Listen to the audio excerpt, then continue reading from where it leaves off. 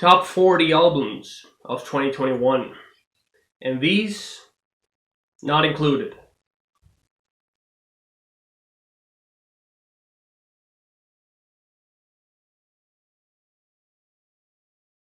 Kicking off the list at number 40, we have Humanity's Last Breath with Velde. This is kind of the seasonal. I don't really listen to deathcore, but this album is cool. I'm pretty much a tourist in the genre, but this album was amazing. Then we have Balacore with Coherence. You know, it's funny that this album made it to the list. I'm always criticizing Balacore for being pretty uneventful sometimes, and this is their most uneventful album to date probably. But I just still really like it. I have no idea why, but it gets this spot on the list. Next up, we have Eternity's End with Embers of War. If you ever wondered what technical death metal gods would sound like if they made power metal, this is your go-to album. This features members from Obscura and Necrophagist, if I'm not mistaken, and it's pretty fucking banging. Then we have something that I think released almost nearly at the end of the year. We have this Russian, probably Russian, I'm not sure, a raw black metal project called Little Bat and Baby Deadhead with magic tales of the past and the unprecedented. If you think this sounds like it looks like, you think it sounds like the cover, you're absolutely correct. Kind of playful, raw black metal, very fun stuff. Then we have Golpe with La Colpa è solo tua. This is Italian hardcore punk, and it's pretty bare bones at that, nothing too crazy. The best thing about this album, what I like the most, is totally the production, so go listen to it and hear for yourself because it's pretty cool. Then we have Perturbator with Lustful Sacraments, and here we have Perturbator doing what Perturbator does best, and that's exploring, kind of sticking his head out of the whole synthwave phenomenon to look for different sounds. And on this album he goes full on dark wave, and I don't know, it really pays off for him. This is like a genre that I saw James doing very well, and he pulled it off completely. Then we have Starting with Impermanence. If you like melodic death metal and technical death metal, this album mixes both of those, and it does a pretty good job at it. That's pretty much all I have to say. Very solid album. Then we have Skepticism with Companion. It's funny that this is probably the fastest Skepticism album to date. That doesn't mean it's not Funeral Doom, it's still Funeral Doom. I just thought it was interesting to point that out. And if fans of Alloy, whoever liked that album from them, will also really like this one. Next up, Inferi with Vile Genesis. And Inferi just doing their thing. They're keeping at it with the symphonic sound, with the melodic death metal elements here and there, but they never sacrifice their technicality for it. They're just going full force, and I love the fact this album just no compromises here. Then we have Suffering Hour with The Cyclic Reckoning. Now, I'm not the biggest fan of death and black metal hybrids. A lot of bands I listen to haven't really clicked with me, and I also thought I was not a fan of Dissonance, but I guess this album proved me wrong because it features all of those things, and I thought it was still pretty great. So I think it's testament that I'm not quite, let's say, comfortable in these genres or with dissonant music, and I still really like this. Up at number 30 now, we have Cerebral Rod with Excretion of Mortality. Ooh boy, if you want that nasty death metal, this is pretty much the go-to band. I haven't heard anything else from them. I think I heard one of their EPs, nothing much more. But yeah, this is one of those bands that just delivers, and all of my friends who are into death metal always talk a lot of praise about them, and it's totally deserved. Up next, we have Plebeian Grandstand with Rien ne suffit. At first, I thought I was not gonna like this album because it's avant-garde mixed with black metal. I think that was the gist of things, with some power electronics or like electronic elements.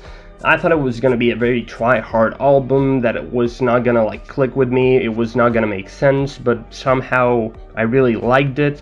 I think the electronic elements add a lot to the sonic aggression of metal and avant-garde stuff. It's mixed very well, and it just feels very natural, didn't feel forced at all. So yeah, props for mixing up all those things and making it, I don't know, cohesive, coherent, and feel natural. Next up, it's Atom, I don't know how to say it, with Famine, Putrid, and Fucking Endless. This is technical death metal, but it's also quite refreshing because the production here is not like crystal clear. It's not like precise and surgical like in most tech death you would expect.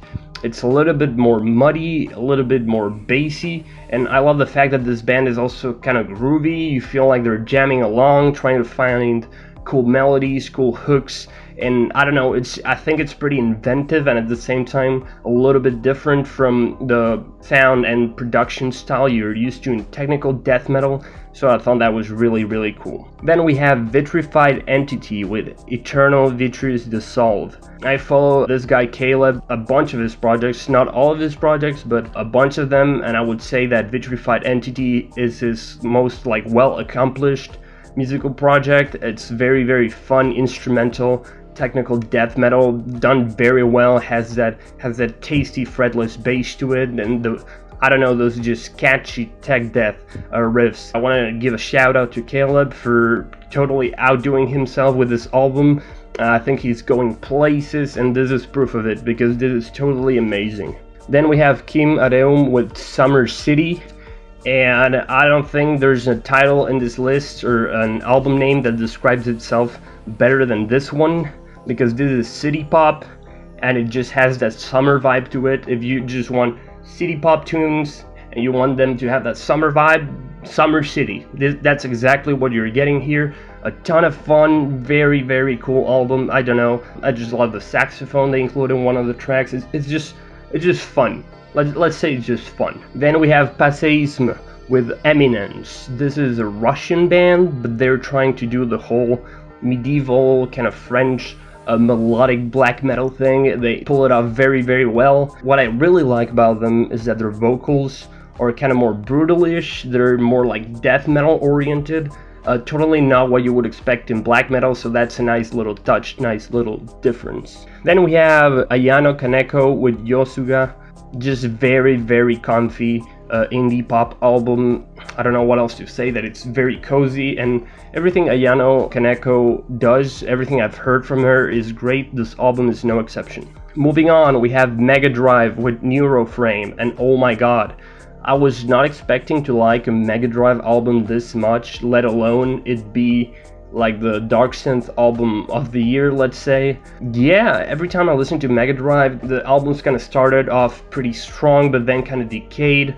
They dwindled a little bit, but this one stays strong for the whole runtime, and it's 1 hour long. It's one of his more like longer albums, and I don't know how he did it. This probably might be the best Mega Drive album as well, so hats off to Mega Drive for totally proving me wrong and surprising me. Then we have Mortiferum with Preserve in Torment. Yeah, these guys are just on a roll. I really, really like their previous album. That was my death metal album for that year. This one is a little bit less atmospheric than the previous one, which makes me like it a tad bit less, but still, it's quality death doom metal, you know, just that nasty stuff. This band is completely on a rampage right now, and look out for anything they do in the future. Then we have Tricot with Jodeki. I was not expecting Tricot to do like a change in style, let's say. They dropped the math rock side of things a little bit to just go full on indie rock, J-rock, indie rock. They just do it so well, you would have never expected that they would manage that stylistic change with such perfection. This album is very, very fun. It still has some of that mathy elements to it. It's just not the main thing anymore, but that doesn't matter. Tricot totally pulled it off very, very well with this album. At number 20, we have Cobario with Super Dream Zone. I was gonna say Super Dream Zone. This is quality J-core, or speedcore if you will, just all that hardcore EDM stuff you love from Japan. I'm gonna be honest, I had this album sort of lower. It was not even on the list, and then when I started listening to it again, I just told myself, what am I doing? I totally love Cobario. This is not as good as Meek Speed Action, which is one of the coolest J-core albums I know, but it's still Cobario, still delivering quality hardcore EDM. I just had to put it here on the list because it just blazed through a couple numbers of spots because it's just so good. Then we have Worm with Forever Glade. I was very happy with this album, mainly because their previous album Gloomlord I liked, but I was not all that hype about it. I saw a lot of people really loving it, but I was not completely sold on the whole worm thing. But with Foreverglade, they just bring on the changes. They're just not afraid to bring on new stuff to their sound. They have more melodic hooks, more funeral doom elements here and there, you know, just overall way more atmospheric. And they also include guitar solos, which a lot of people thought didn't fit the music, but I think they fit. They're probably not what you would expect, but they fit because they give the band a lot of character, a lot of uniqueness to their sound. And yeah, Worm just changing things up and doing a way better album, a huge step up for me, so props to them. Then we have Ethereal Shroud with Trisagion, I don't know how to pronounce that, but holy shit. This album blazed through most of the list to this spot because it's so hauntingly beautiful and pretty. I described this album to a friend as, imagine if Alcest dropped the whole shoegaze side of things, and imagine if Alcest was just an atmospheric black metal band. They would write stuff kind of like this. This is very beautiful album, just a joy to listen to, and I think this is the last album from this project, so what a way to go out. Ethereal Shroud, totally amazing. Then we have Swarm with Yume Omitano, which means I dreamed, or I had a dream, something like that. This is wild stuff. Swarm, if you don't know about them, they kind of mix a lot of genres. Here it's like a mix of Japanese hardcore with grindcore and screamo and some other elements in there. Very wild release. I'm just gonna say, if you have heard anything from Swarm before, or have heard about their name being dropped here and there, just go listen to this. I cannot really describe how cool it is or how it sounds because it's very unique, but if you like any of those genres I just mentioned, just go check it out. Then we have Antediluvian with The Divine Punishment. I had heard of this band a million times, but I'd never listened to them, so this is my first time checking them out, and it's very weirdo, strange, but at the same time very intriguing, death metal. I like the fact that the riffs are complex, but sometimes they go to the more repetitive route, and that makes you focus a lot more on the drums because the guitars sort of become entrancing and you're focusing on the drums, which are also a very cool part of this album. And also the titles of the songs here are very strange. I don't think this band takes themselves too seriously. And I just wanted to point out, just as a fun fact, I'm pretty sure the sample at the beginning of Temple Prostitute is a sample from the hentai show Bible Black. I don't know, I thought it was funny when I heard it. I don't think this band takes themselves too seriously, but then again, the music is very well crafted. Then we have Unto Others with Strength. And wow, I didn't have much hope for this band. The whole change of name. First they were called Idle Hands, for those who don't know, and they changed their name to Unto Others, which was a terrible name change in my opinion. It seems it affected a little bit of the exposure of this album. I didn't see that many people talk about this one like so many people talked about Mana, but still a very cool album. For fans of stuff like Sisters of Mercy and Typo Negative, these bands kind of take that goth rock, goth metal element and mix it with heavy metal, and they do a great job.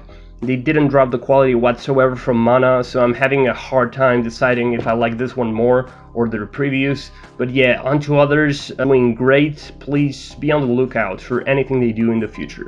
Next up, Sleepwalkers with Noczna Kraju Sveta. Avant-garde metal with like atmospheric black metal mixed in. I don't know, it's one of those bands that is very good at balancing being very avant-garde and a little bit strange with also having music that is so easy to listen to and get into. So yeah, they balance both of those very well. Then we have Panopticon with And Again Into the Light. Holy shit. Panopticon was a name that I had heard a million times, but 2021 was my first year listening to anything by Panopticon, and I just ran through the entire discography, and let me tell you, this album, And Again Into the Light, feels like it's picking up a lot of different stuff from previous albums in the discography, but it's not like a nostalgia trip. It kind of brings those together and creates something more, something very beautiful, very also can be very passionate, energetic, and it's just totally amazing Atmo Black. Then we have Kataira with Impariquipe. I have a very hard time calling this one a metal album because it's essentially an acoustic black metal album, if you will.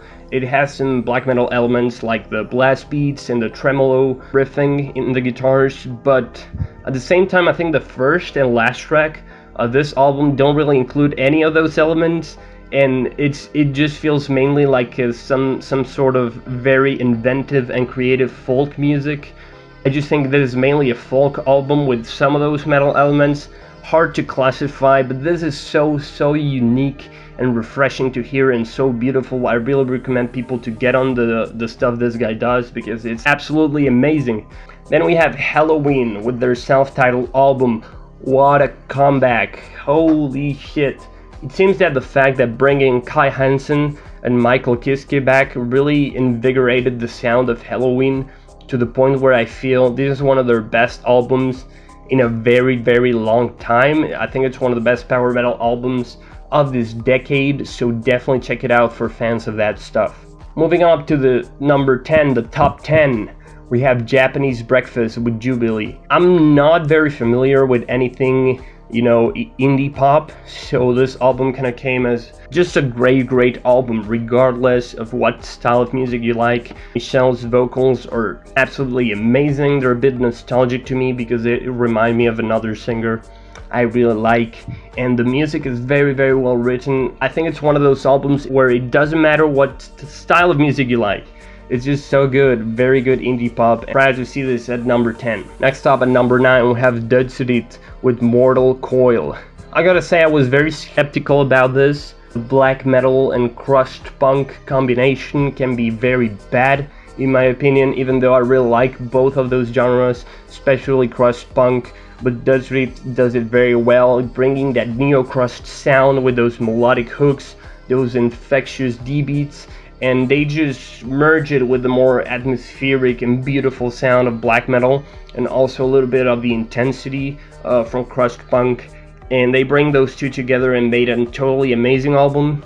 The only drawback they have is that they sometimes extend their more mellow parts a little bit far too long for my taste, but other than that, amazing album. Next up we have the new Gauze album, which is pronounced like I Takaneke do Mexo Hanakuso.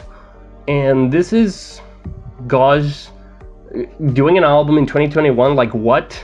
I was not expecting such a long-running band, total legends in Japanese hardcore, to be back with such a gem, such a good album. This is Japanese hardcore slash thrashcore. It's fast, it's angry, it's pissed off, it's amazing. I think it's like 13 minutes long. Yeah, that's a complete album. So it just blazes through and takes no prisoners. Very good. Next up we have No No No with their self-titled album. No No No, I think, is the best current hardcore punk band, period. It's like if you like bands like Midori and Melt Banana, imagine if this band was sort of influenced by that, but at the same time, I don't know, it's like a love child between Midori and Melt Banana, and then that child grew up listening to nothing but Japanese hardcore, and this is what you get. So if that sounds like something you listen to, please go listen to this. This is the best current hardcore punk band in my opinion. No one tops them. Then we have First Fragment with Gloire Éternelle. What can I say? I just have no words. There's always the discussion in technical death metal or very technical genres or progressive genres that technicality or being able to play your instrument very well doesn't necessarily translate into making good songs. Well, First Fragment is one of those bands that will prove you wrong about that every single time, because while they have that technicality, that very precise playing, at the same time I think their main strength is writing tunes that are catchy as all hell, very well written tunes.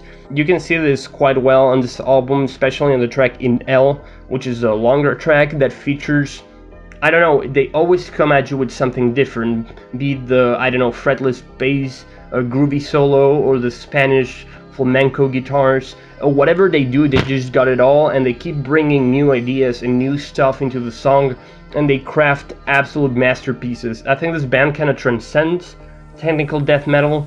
They kind of are a complete neoclassical outfit at this point, and it's totally amazing to see. Then we have Converge and Chelsea Wolf's Blood Moon 1. I was not that surprised that Converge would venture into sludge metal. You kind of could see it coming from The Dusk in Us in previous albums. But at the same time, what I like the most about this is that I think Chelsea Wolf is a perfect pair for Converge, because she's also no stranger to metal. And I think both of their style kind of complement themselves very well. And you can hear it on this album. Totally amazing. Converge has never let me down, and I don't think they ever will. Then we have Arouge Aftab with Vulture Prince. I'm not familiar with the genres here at all. It's like chamber folk mixed with like Arabic or like Pakistan traditional folk music. It's so beautiful, it's so cozy, it's so tender. I don't know how else to describe this, but that just kept drawing me back to the album. I listened to it a bunch of times, even though it's not something I know about a lot, this whole folk thing. I just liked it so much and came back to it so many times that it has this spot on the list, and totally deserved. Number 3, we have Usao with Extreme. I didn't think Usao would make my favorite J-core album in 2021, especially because he mixes all things hardcore. He has like speedcore, those trance synths, and all that kind of stuff, gabber, but then he also brings like bro step elements, which I'm not the biggest fan of, but somehow he makes it work. He just blends all things hardcore into a package of something I just really like. So, I don't know, unexpected for me, but very pleased with it. I listened to the shit out of this album the entire year. I just felt like it never dropped the quality. Number 2, we have Keiichi Okabe with the Near Replicant remastered soundtrack. So for those of you who don't know, this is a soundtrack to a game that was remastered. I think it originally came out in something like 2010, around there. At least that's the date of the previous soundtrack. So it's a reworked soundtrack, if you will. I'm not exactly sure if it was re-recorded or just remastered, reworked, rearranged, if you will. Definitely different from the original one, but in a cool way. I think it kind of fits the more polished and more refined nature of the game rework. This was my album of the year. I mean, the original soundtrack was my album of the year whenever it came out. I didn't feel, I don't know, too comfortable bringing it back a second time. Even though it's a reworking of the original soundtrack, I don't think it will quite fit the same special spot in my heart. Some people always argue about people giving more praise to soundtracks because of how emotionally attached they are to the game. And that might be true, because the Nier series are some video games that I'm really attached to emotionally.